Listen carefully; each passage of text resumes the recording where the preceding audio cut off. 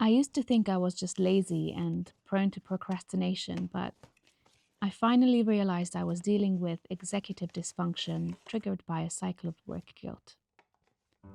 I'd avoid a task, feel guilty, and then avoid it even more. Today, I'm going back to the basics with a paper planning system in my old Filofax to help me just start without the burnout. Even if this task avoidance is triggered by factors outside of my control, I need to push through and not let my environment have a profound effect on my productivity and mental health.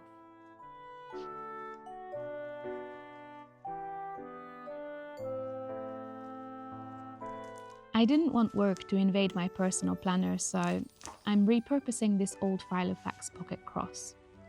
If you followed me for a few months, you might have met this planner before I officially retired her. I never got rid of it. I knew I would be able to put it to good use later. And finally, the time has come. I know some of you were sad to see her go. I usually don't keep my work notes, so I didn't want to buy another fancy planner to then just throw it away in the end. I definitely wanted something that's not bound and where I can interchange planner inserts. I also needed a full day on one page. I'm actually worried whether this pocket planner is going to be too small for this. On the flip side, I needed something small because I'm working in a hybrid model. I'm split between the office and home, and since my company laptop is already a heavy thing to haul around a tube, portability is key. I need a small system and not something that adds more weight to my bag. It's also easier to fill, so you don't get the feeling of wasting space, adding to your guilt count. Because I like DIY insert projects, of course I had to design this myself, just like the hobby planner last week. This time I've gone for something simple where I can have a lot of room for my notes rather than a guided template. So I just did a grid pattern and a date box, very Hobonichi coded. I like the grid pattern because it keeps my writing tight. I don't go all over the place, and it forces me to write small, which I will need to do in this size. It allows for a lot of customizations if you want to add boxes or any geometric pattern. I used to use planners for structuring my workday for a long time, but I used to think that it was just a crutch and that I should just be getting down to work and not rely on anything else but my brain.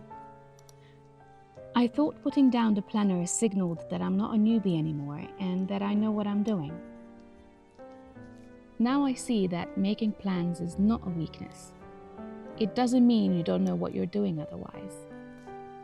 It's a tool, just like your dreaded Excel spreadsheets and meeting scheduler. I learned that taking time to plan out your day is not you slacking. It's you caring about the quality of your work. So now I'm trying to be better at allocating a bit of time in my workday for planning. Planning my workday is especially helpful for me because I can get way too focused on an individual task while I ignore others until I finish. But that's risky. Most work environments expect you to keep multiple irons hot at the same time. But I'm like a camera with a really slow autofocus. When I move between tasks, it takes me a long time to lock in again. The lens focuses properly when you set it up, but when you move a lot or bring something closer to it, it takes a minute to lock in again.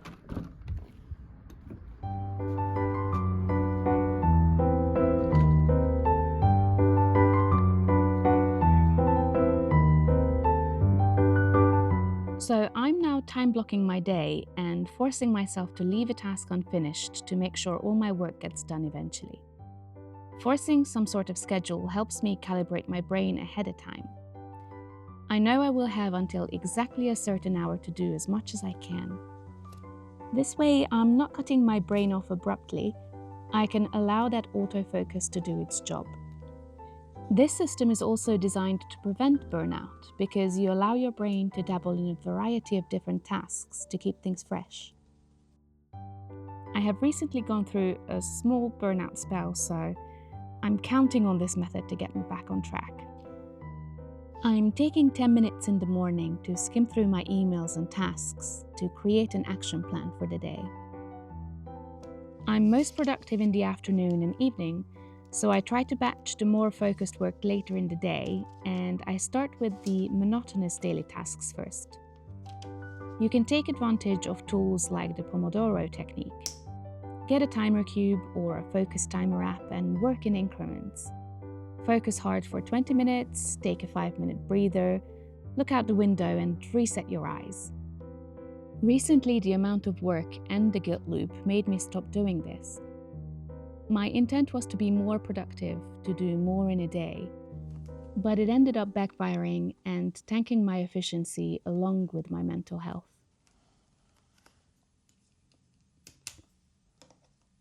I'm a very different person at work versus my personal life. In my personal life, I prefer voluntary structure, or structure with leeway. I don't want to micromanage my time and decide what time I want to brush my teeth. But it's good to know generally when you do things during the day.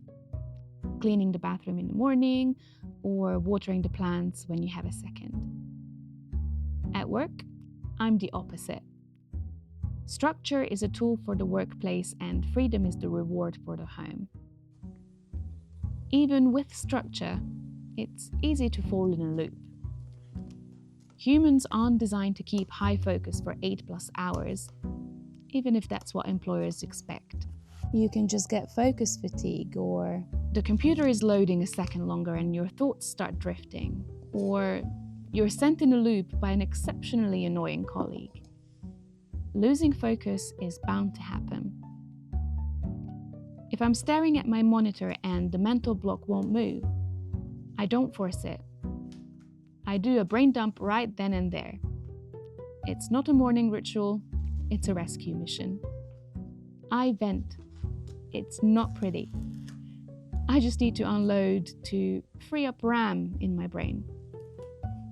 In general, I tend to journal more when I get frustrated or when I'm sad or overwhelmed. My diary is not a happy place. It is where I send my negative emotions to die. It's like a friend you vent to at the end of the day, but instead of bottling things up until you can safely be unfiltered, you do it as and when, so your chest stops being tight. If I'm still stuck, I then leave my desk. I relocate to the sofa if I'm at home, or I go in an empty meeting room if I'm at the office. I might take a small break on the balcony, listen to the birds, and let my eyes rest. No guilt either. Productive work on the sofa is better than sitting at your desk looking busy at your 3-monitor setup while staring blankly at the wall for 3 hours. Move the body to unstick the brain. Ultimately, all these issues stem from wanting to do a good job. If you didn't care, nothing would faze you. Efficiency is a two-way street though. If the process is broken, if the corporate politics are running rampant, your procrastination might actually just be your brain's response to a dead-end task that will cast a shadow on all your work. You've got to let go of toxic productivity and embrace the fact that you can only do what you can do. Nobody's going to die if a project takes an extra day because Becky didn't provide you with the necessary info. Straightening out your workday also includes protecting your work. Keep a log of what you've achieved during the day. I call it my daily done list. Reflect on what you were able to get done and document them. It helps you fight the feeling of, I've done nothing, and it is a pro-defense against criticism. If a manager asks what you've been doing during the week or a specific day, you can pull out your planner notes and give a confident answer. It will make you look great. I have a terrible memory when it comes to remembering individual tasks. I know I've done this or that generally, but I have a hard time remembering the important details. So I jot down everything noteworthy, any achievements or issues to be addressed, and any stats that you know you'll be questioned on. The day ends with a soul reset. Read in bed. And not just anything, read something uplifting that heals your soul. Reading something like Frieren Beyond Journey's End helps me unhook from the corporate noise. I noticed that whenever I read in bed, I feel better in the morning, but I never really made the connection before to make it part of my daily routine. I do it every now and then, but I'm bad at identifying cause and effect in my personal life, so I never really paid much attention. I just sort of existed. I'm now keeping a book on my nightstand and make a point to read. I noticed how my soul lifted after reading Frieren every night. This series finally helped me connect the dots. Reading something uplifting and full of hope equals a better night's sleep and an easier morning. And I'm most definitely not a morning person. I also keep a stack of sticky tabs next to my book, and I mark all the places that I got inspired by or that had a profound effect on me. It makes the Sunday Scaries feel a lot further away. I'm usually the type that's spinning about tomorrow, and I find it hard to be in the moment. This routine also helps with that. You aren't a machine, you're allowed to move at your own pace.